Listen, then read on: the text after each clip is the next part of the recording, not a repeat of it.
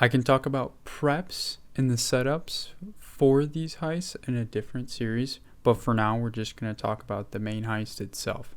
So for setup, using the staff lobby to enter and exit, using the Bugstar van as your disguise, and collecting the noose gear for your exit disguise. Always selecting high on the buyer because that's going to increase the total of your outcome by 200 to 300,000. You don't really need any extra help, and we're going to show you how to escape cleanly without being detected.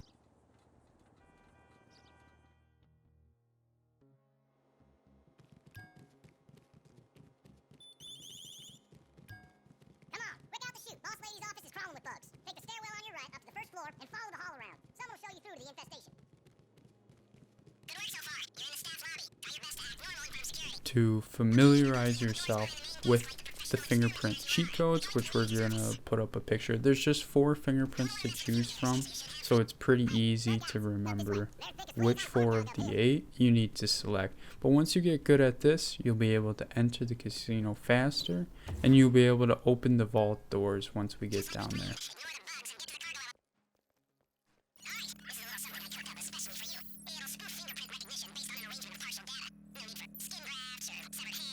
Select the partial print tiles and move them to match the fingerprint on screen. Once you've made your choice, run the simulation and see how it stacks up. You'll get a few failed attempts before the scanner realizes what we're doing. Take too many bites at the cherry, or take too long to get through the door once it's open, the alarm goes off and our day gets a lot worse.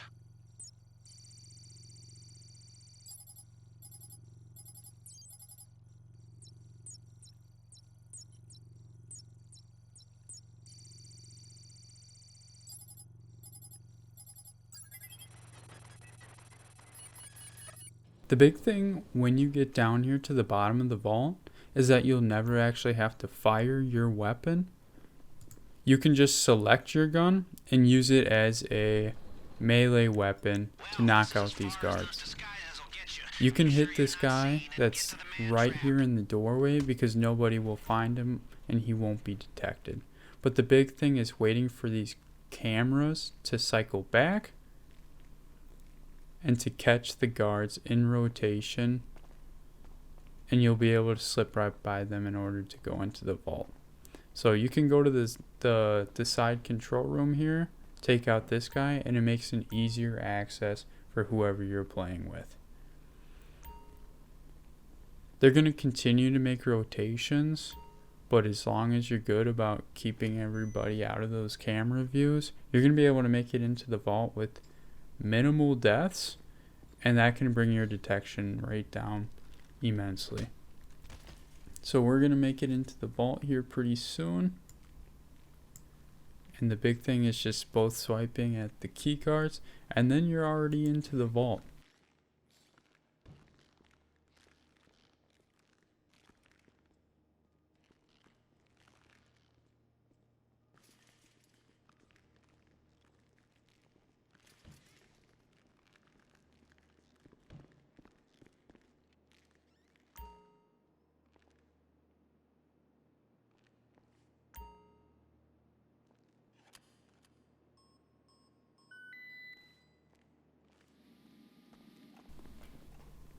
With these fault drills, you just have to, if you're using a controller, you lightly push down on the left toggle, and then you're just making sure that your bar on the right here doesn't overheat. So you're not holding both of them down at the same time, you have to slowly drill through them. And then before you open the vault door, make sure that your communication's good about which way everyone's going. Otherwise, you guys are going to get inside and you're only going to take a minimal amount of loot that you wanted because you guys didn't communicate well enough. So with artwork, this is by far the easiest, and Cody and I have been able to collect all the artwork before time expires every single time. So we always have a good setup. Cody always starts on the side with the most pieces of artwork, and I always just run to the straight back because usually there's 2 or 3 that need to be collected. So we're always great about setting each other up, and towards the end here, you'll see that I open up the back door, leave F, and then I go grab the next piece of artwork, since Cody's on the way other side of the vault and he won't be able to open up that door and grab that piece of artwork in time. I find absolutely no need to drill open these lock boxes. And sure, if you want to bring 3 or 4 people, you can have 2 people focus on the artwork and then the other 2 open the lock boxes. If you're trying to like split up the percentages to where someone gets like over 50% or 60% or whatever it is with 3 or 4 people. But the big thing is just making sure that you leave the vault a little earlier than you think, because it's gonna make you slower as you're running out. So Cody and I always shoot for, we stop whatever we're doing by 25 seconds and we always head out early just so that we know we're not going to be detected, and then we have no worries and it makes it easier to complete the heist.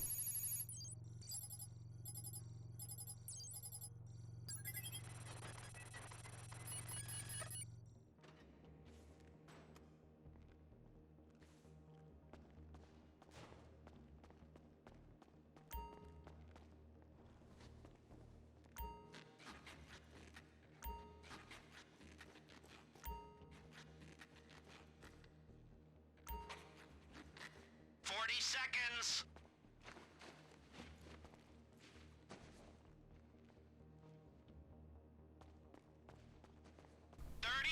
As you can see, Cody just has one more cut to make and we're making it out by 20 seconds.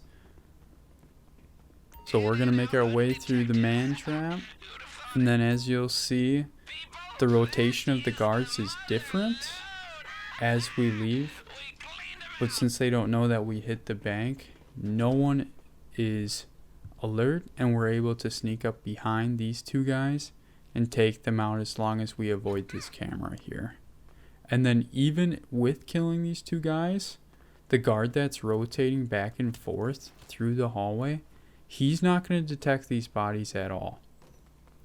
So all you have to do is make it to the side door, and I always suggest taking this stairwell, because you never know what the rotation of the guy is upstairs coming out of the elevator.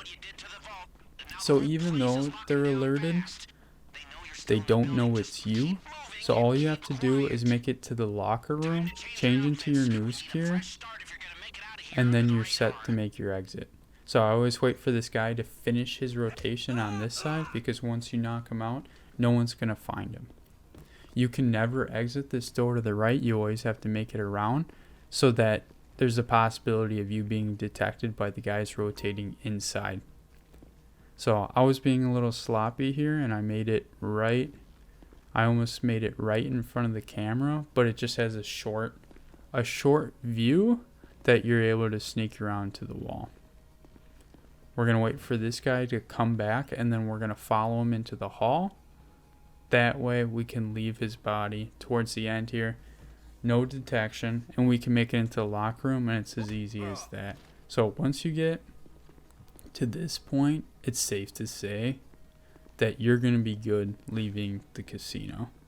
So Cody and I did make a couple slip-ups during this heist, and it wasn't as clean as we wanted it to be.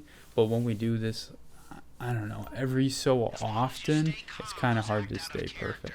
You're going to be able to walk out of the casino as is with this news gear, and then you're going to make your getaway to the closest vehicle outside of the casino. So we got extremely lucky with our getaway spawn points to where we're going to run to those first. Otherwise, usually like a police vehicle will be the first vehicle we find that's kind of rotating the streets. So this made our getaway perfect, because all we're trying to do is get to the helicopter on top of the police station.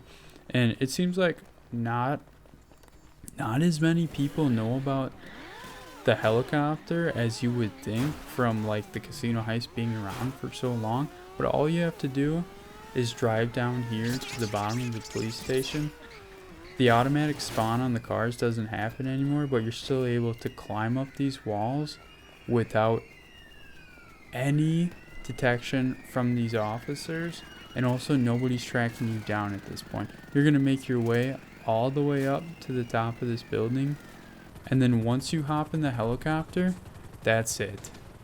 You are good to go. You're just gonna fly to your drop off point or whatever, but there's gonna be no one to stop you, and that's an easy 2 mil.